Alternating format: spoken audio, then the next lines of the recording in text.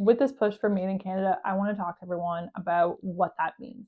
I am a trained fashion designer. I was a designer for many, many years. I am a stylist now, but I still have a lot of friends and a lot of information about this industry. And given the situation, I wanted to be able to share it with you. Because here's how things work in the clothing industry, at least. There is what's called Made in Canada, and this is probably one of the most common designations you're going to see when you start shopping and paying attention to where your products, your produce, everything is coming from. So in clothing and in product sewn goods, Made in Canada is 51% made in Canada. At the moment, we don't have a huge industry for things like textiles, for things like the notions, and notions being everything that's not fabric. So zippers, buttons, the interfacing that's on the inside of my collar, things like that would all be considered extras or notions. And all of that just simply isn't made here, or not at the scale that we need it to be made here to have everything made in Canada. Now, made in Canada could also mean that something has been significantly changed in Canada. So if you took a pair of vintage jeans, say, and it was classified as denim pants, you'd have to significantly change it, as in you'd have to transform it from pants into another designation for it to be considered made in Canada. It is what it is. Even if you took apart those jeans, completely made new textiles out of it, and then remade it into pants, it wouldn't have be considered significantly changed. Then you have assembled in Canada. Now, assembled in Canada just means that all of the pieces were made elsewhere and that we put it together here. Then you have the product of Canada, and this is by far the most intense designation for the Made in Canada assortment. This is 98% made here.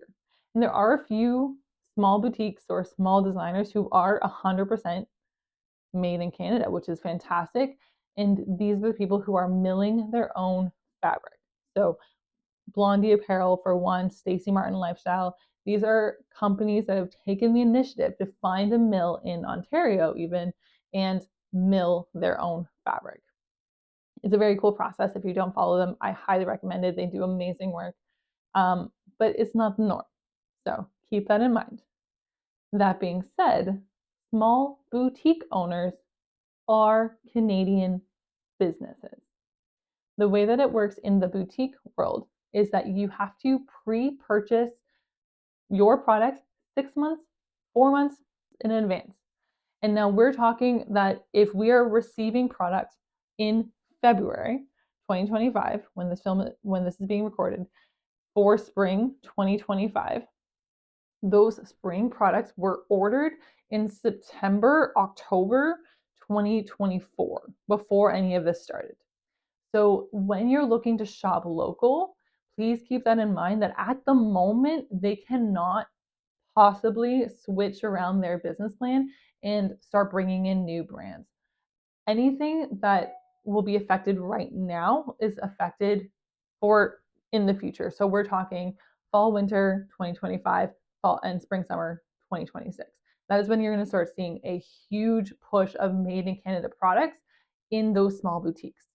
Now, that being said, these small boutiques own the product that they are bringing in. It is purchased, it is paid for, it is theirs. Respectfully, the where it was made and the tag no longer matters if you are shopping from a small boutique.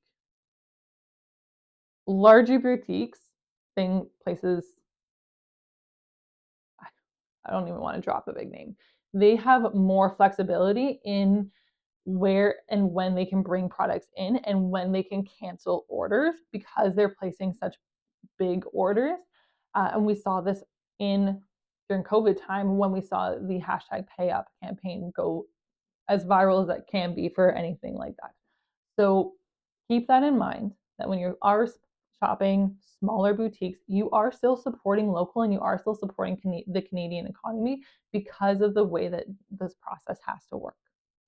So I hope this gives a little bit more light on the situation. I hope this encourages you to still shop local, even if the tag says made in America, because when it comes down to it, is that 6 months ago, this wasn't an issue. And unfortunately, the way that things work with products is that we need time to make the products. And so everything is done 6 months in advance. Something to consider is to keep supporting those local businesses now so that in those 6 months, in the fall, we see the Canadian designers continue to thrive in this environment that we're creating.